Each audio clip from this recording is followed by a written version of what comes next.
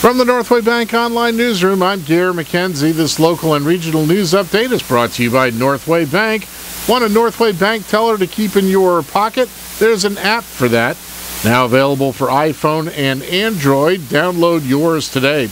Northway Bank with 17 locations throughout New Hampshire.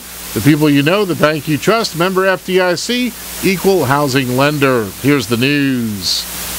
WMWV's Tony Zor says more than 200 people turned out early yesterday afternoon in North Conway's Schuler Park to pay tribute to veterans.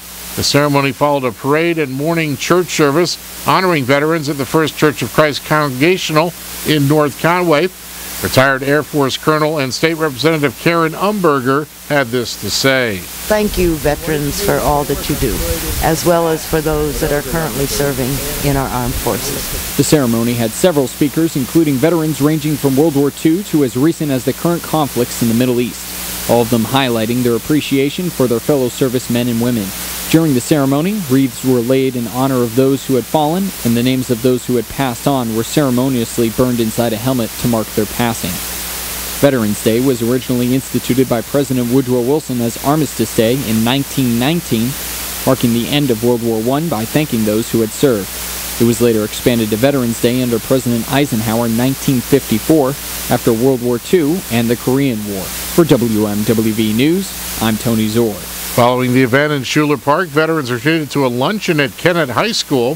The events in Conway were jointly sponsored by American Legion Post 46 of Conway and American Legion Post 95 of North Conway.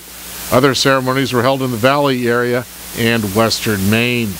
U.S. Senator Jean Shaheen of New Hampshire has been honored for her work to support victims of sexual violence and to reauthorize the Violence Against Women Act. Shaheen has been inducted into the Hall of Fame of the New Hampshire Coalition Against Domestic and Sexual Violence. The coalition's Maureen McDonald says Shaheen has been an integral part of its history through her work as governor and now as U.S. Senator.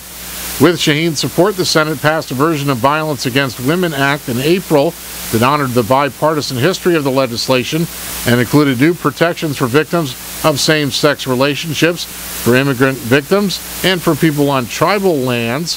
Shaheen has called on the House of Representatives to approve the bill. In Maine news, state park officials are reminding residents who are veterans they're eligible for a free lifetime day use pass to Maine state parks and historic sites. The offer applies to veterans who are honorably discharged or received a general discharge under honorable conditions. The free pass for veterans is for individual day use for park entrance and must be presented each time with appropriate identification. Veterans who would like to apply for a park pass can find the application form online. In sports, the Manchester Monarchs had a good Mullets in November night Saturday as they shut out the Providence Bruins 3-0 in Manchester. The Portland Pirates lost to the Wilkes-Barre Scranton Penguins 4-3 in a shootout before a hometown crowd in Pennsylvania. The New England Patriots kept the Buffalo Bills winless at Gillette Stadium with a 37-31 victory yesterday. Tom Brady threw for 2 TDs, and Devin McCourty ended Buffalo's hopes with an interception in the end zone. In the weather today, partly sunny, highs in the lower 60s. Southwest winds around 10 miles per hour. Partly cloudy with a chance of showers in the evening tonight. Then cloudy with showers likely after midnight. Areas of fog. Not as cold with lows in the upper 40s. South winds around 10. And cloudy on Tuesday. Areas of fog in the morning. Showers mainly in the morning.